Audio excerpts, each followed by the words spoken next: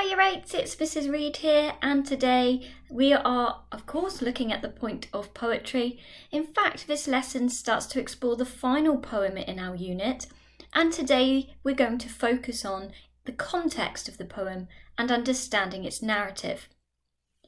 I'd like you to make sure that you're ready to start though, so make sure you have some lined paper if possible, a pen, a pencil and a ruler would also be beneficial.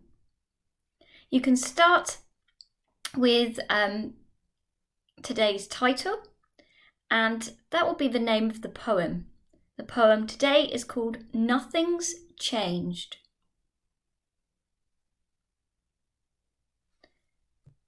Okay, next up then we're going to start with a quick starter activity, and that is exploring some key terms and definitions.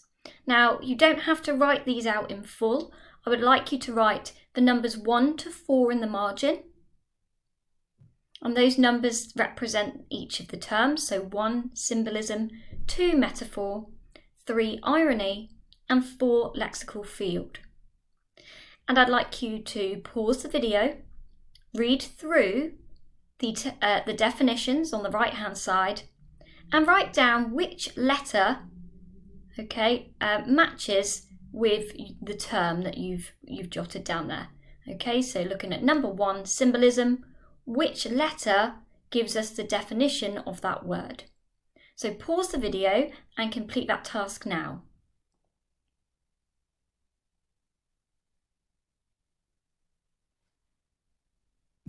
Okay, let's get ready to mark. So number 1, to recap, symbolism. The definition for that was C, the use of symbols to represent bigger ideas or qualities. Number 2, metaphor. The answer there was A, a figure of speech that describes something by saying it is something else. 3, irony. The answer to that was D, the use of humour or sarcasm that is used to say the opposite of what is really meant. And number 4, lexical field. The answer is B, a group of words with associated meanings. Okay, how did you do? Give yourself a mark out of 4. If there are any that you didn't know and got incorrect, I suggest that you pause the video here and write down the word and its definition. If you got 4 out of 4, good job. Let's move on.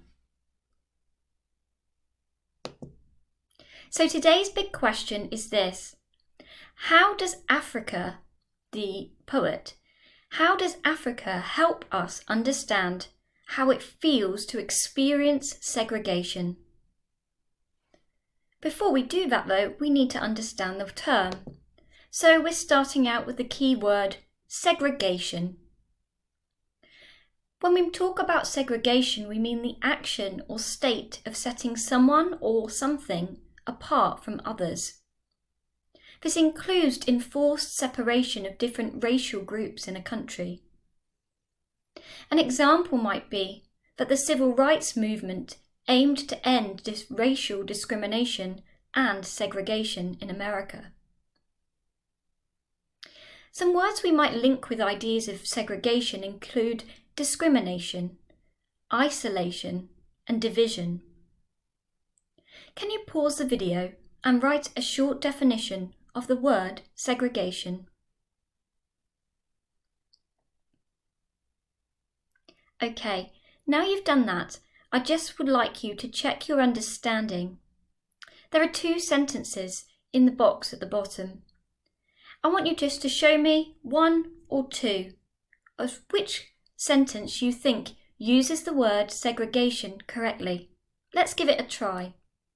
Number 1, their success was cause for great segregation. And number 2, they marched in unity, protesting their enforced segregation. On the count of 3, can you hold up either 1 or 2 to show your answer? 3, 2, 1. Okay, hopefully you held up 2. The answer is 2. it is the second sentence that uses the word correctly. In fact, if we look again at sentence 1, their success was cause for great segregation, we can see this sentence is incorrect. Which word should be used instead of segregation? Right, the word should be celebration. So the word here is used incorrectly. Okay, so I said we'd be talking about the context and the narrative of the poem today. So we need to introduce you to the poet and some historical context. Today's poet is called Tatum Kulu Afrika. He was born in Egypt in 1920, but moved to South Africa as a very young child. He became an orphan at quite a young age and was fostered by an Afrikaans family and lived in Cape Town's District 6, an area which was multicultural or mixed race inner city community. However, during the 1960s, District 6 was declared whites only. Afrika refused to be seen as white as a matter of principle, and he actively opposed apartheid. Because of his activism and outspoken nature, he was arrested and imprisoned. In fact, he was imprisoned for terrorism at the time. He was imprisoned alongside Nelson Mandela and freed 11 years later. In order to understand this context more, we need to explore the word apartheid. So apartheid was a political system of racial segregation, which governed every aspect of life in South Africa from 1948 to 1991. Apartheid was this enforced racial hierarchy which privileged white South Africans. This meant that black people and white people had separate schools, separate transport, separate areas in which to live. In fact, black people suffered greatly as a result of this, great hardship and discrimination, being deprived of the right to vote, experiencing brutality at the hands of the police. Now, Afrika writes about an area called District 6 in his poem, and the people who lived in those districts were forcibly removed from their homes during the apartheid and relocated to areas called townships. What happened after this was that their homes, the old houses that remained in those districts, were demolished and removed, leaving large areas of wasteland. Okay, there was quite a bit of information there, so I want you to spend some time consolidating. I'd like you to copy and complete the following 3 sentences and fill in the gaps. If you need to, you can go back and listen to the last 2 sections again to help you. Pause the video and complete the sentences now.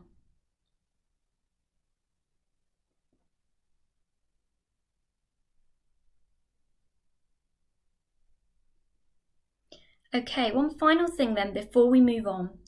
I want you to think carefully about this, because we're going to try to understand how Afrika describes the feeling of being segregated in his poem.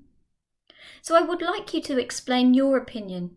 How do you think people in District 6 would have felt about being forcibly removed from their homes, and why? Make a note of your ideas now.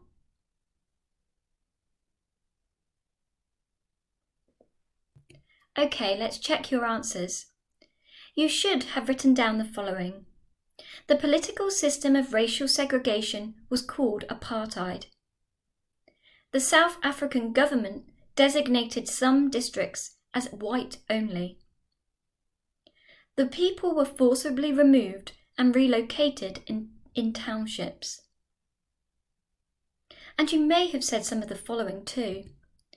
That perhaps being forcibly removed from your home and segregated in this way would leave you feeling angry or upset, hurt or frustrated. You may have used the word oppression or discrimination to describe how people are unjustly and unfairly treated or being made to feel excluded or unwelcome.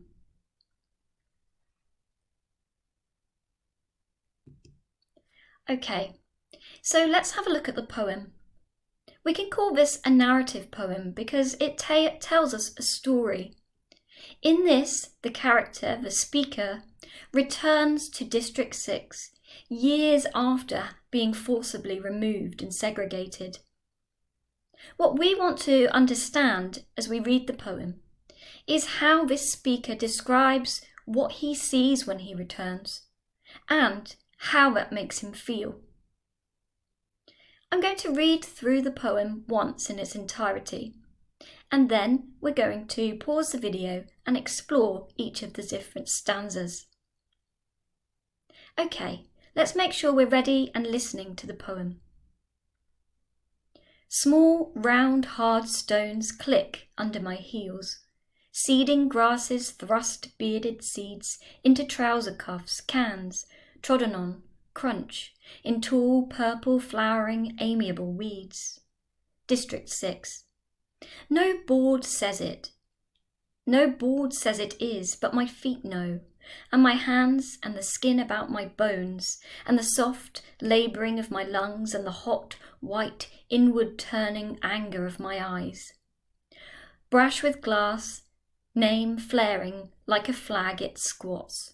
In the grass and weeds, incipient, Port Jackson trees, new, upmarket, haute cuisine, guard at the gatepost, whites only in. No sign says it is, but we know where we belong.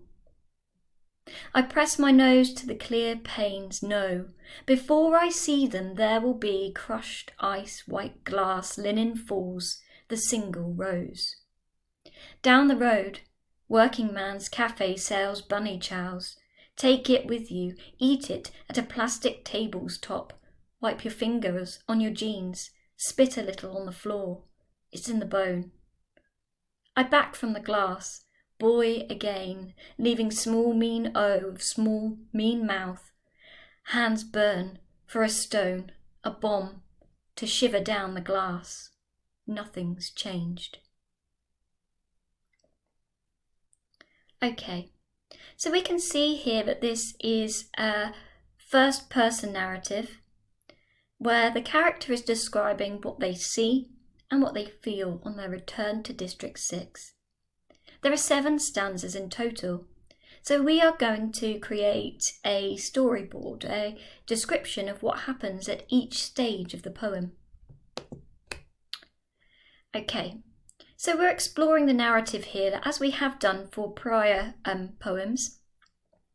You can see here I've drawn a grid of 6 boxes, and I've done that because we're going to explore stanzas 1, 2 and 3, and then 5, 6 and 7. And in doing so, we're going to ask, what does the speaker see and how does he feel? Now, I'll be guiding you through this, so I'd like you to draw your grid now so it's ready to go, and you can even plot in already the example for stanza 1 if you wish, which tells the story of what happens here. The speaker walks through a wasteland and it's an area that he seems to know well. Now, my picture here is that image of a crushed can, which I think is a good example of the kind of wasteland that he sees as he walks through. So you can use that one if you wish, but I want you to pause the video at this point and draw yourself your 6 boxes and label each of the stanzas. Make sure you leave room here for a small image and a sentence. Do that now, please.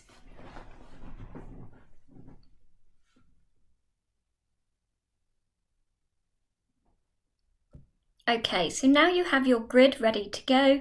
Let's start working through each stanza. So you can see that I've already done stanza 1, where the speaker appears to be walking in a place that's familiar to him. He describes the seeds, the grass, the weeds, but really in a positive manner. I can identify here the word amiable. That means something that is friendly.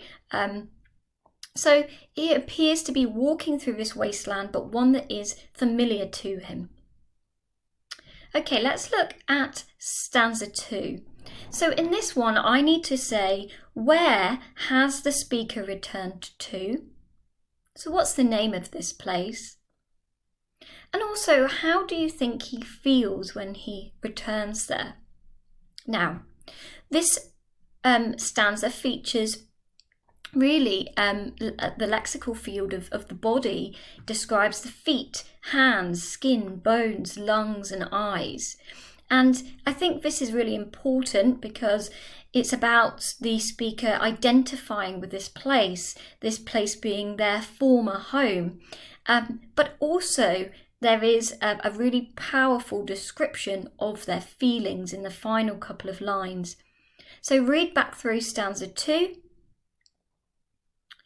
and think about what image will you use to represent this stanza, and complete the sentence stem for stanza 2.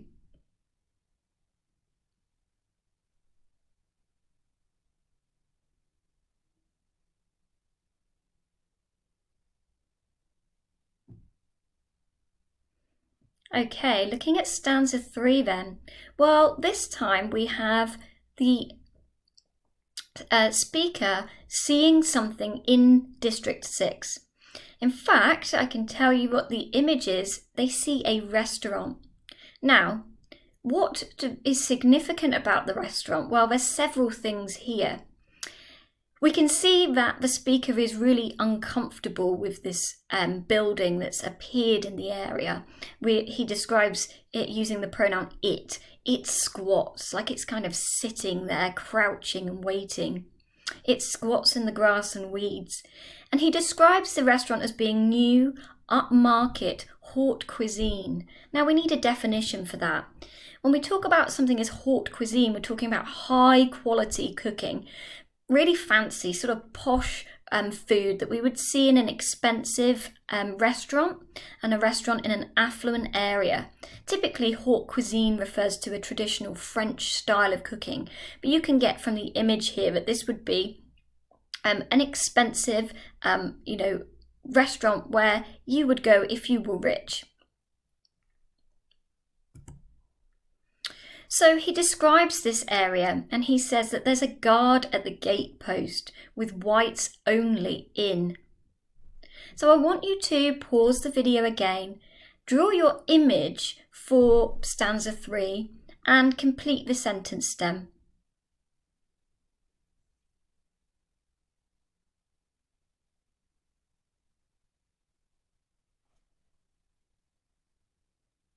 Okay, I'll just go back to this slide. If you wanted to get a definition for this term, you can pause the video here and complete that. But at this stage then, we should have completed stanzas 1, 2 and 3 with an image for each one and your completed sentence stem. If you haven't done that, pause the video and make sure that you've completed stanzas 1 to 3. And then we'll move on to the last part of the poem. Okay, let's have a look at stanza 4. Now this is a short stanza and you can see I haven't included it in our storyboard, but it still is significant. It reads, "No sign says it is, but we know where we belong." Now this stanza really tells us that the speaker doesn't need a sign to tell him he's not welcome here. He already feels excluded.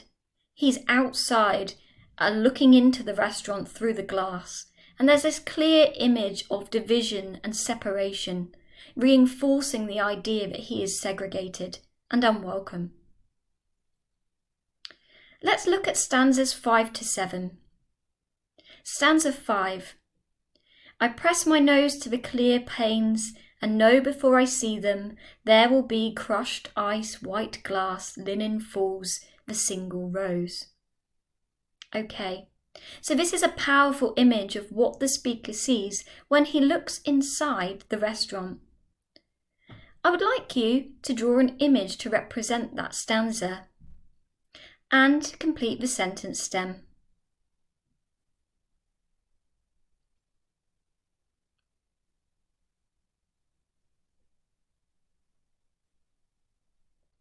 Okay. I hope that you've seen from stanza 5 then that the imagery here is really one of wealth and affluence. He's looking through an area that seems to be, he's looking through into a place that seems to be in complete contrast to the wasteland and the weeds and the crushed cans outside. The single rose on the table, the linen, the white tablecloths and the crushed ice, this haute cuisine, all provide a contrasting image to his own personal experience and help to reinforce this idea of inequality and separation. Okay, stanza 6. This time we see a cafe, a working man's cafe, we're told. I would like you to draw an image in a moment to represent it and to complete the sentence stem. But first we need a definition of one of the words. Let's have a look. Down the road, working man's cafe sells bunny chows. Okay, I can tell you this is a type of food, and it really is, again, a contrast to the haute cuisine that has been described earlier. So a bunny chow, what is it? Well, it's actually a South African fast food dish. It consists of a loaf of white bread that's been hollowed out, so it's got a hole in the middle, and inside it's been stuffed and filled with curry.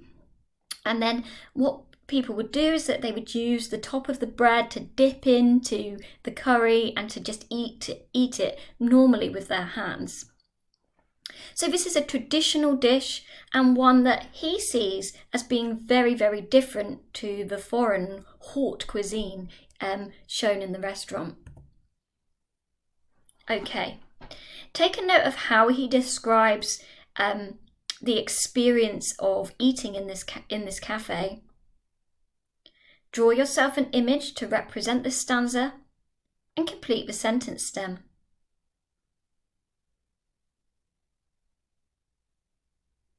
So finally we're on to stanza 7. This one is really important in helping us to understand how the speaker must feel. He says, I back from the glass, boy again, leaving small mean O of small mean mouth. Okay, so the speaker here tells us that looking through the glass they're led to feel like a child again. Why might they feel like a child again at this point? What has happened in their childhood that they are now getting a memory of and experiencing again?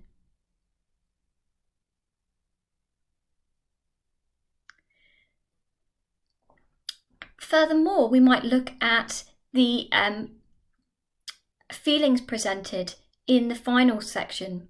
Hands burn for a stone, a bomb to shiver down the glass. What is it that the speaker is feeling here? Why might they want a stone or a bomb?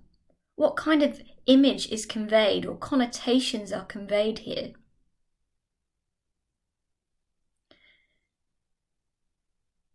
So, your sentence stem says the speaker looks through the glass of the restaurant and feels. Try to think of some words to describe the feeling that move away from just the feeling of anger. What other synonyms or ideas could you use? Can you give a reason why the speaker must feel this way? Think about the context that we've already discussed.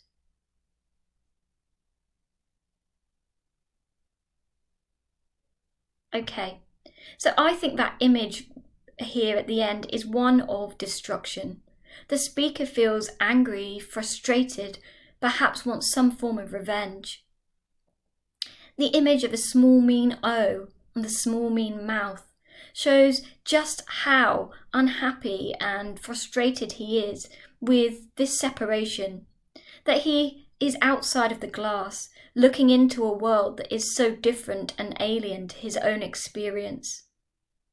The final words are powerful. Nothing's changed. Perhaps there's some irony here.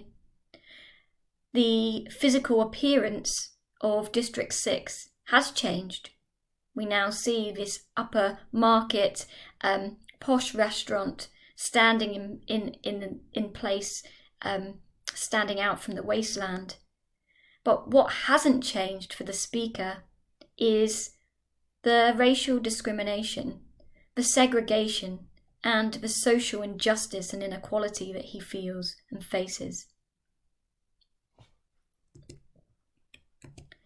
Okay, so at this point you should have completed your grid to show stanzas 1 to 7, making sure an image and a sentence describes what the speaker sees and how he feels. So that takes us back to our big question. I asked you to think about how the poet, Africa, helps us to understand what it feels like to experience segregation. So your exit task is to complete 2 sentences and tell me in your own words. I think Africa helps us to understand how it feels to be segregated by describing what. What aspects of the poem do you think are particularly powerful in achieving this? I think the image of what is particularly powerful because. So tell me what image stands out for you most in the poem and why you think that is helpful in helping us to understand the experience of segregation. Okay, well done for all your effort today. If you have some examples of your work that you would like to submit, send them over to your teachers. We would really like to see it. And I look forward to exploring the language and structure of the poem with you in tomorrow's lesson. Have a good day.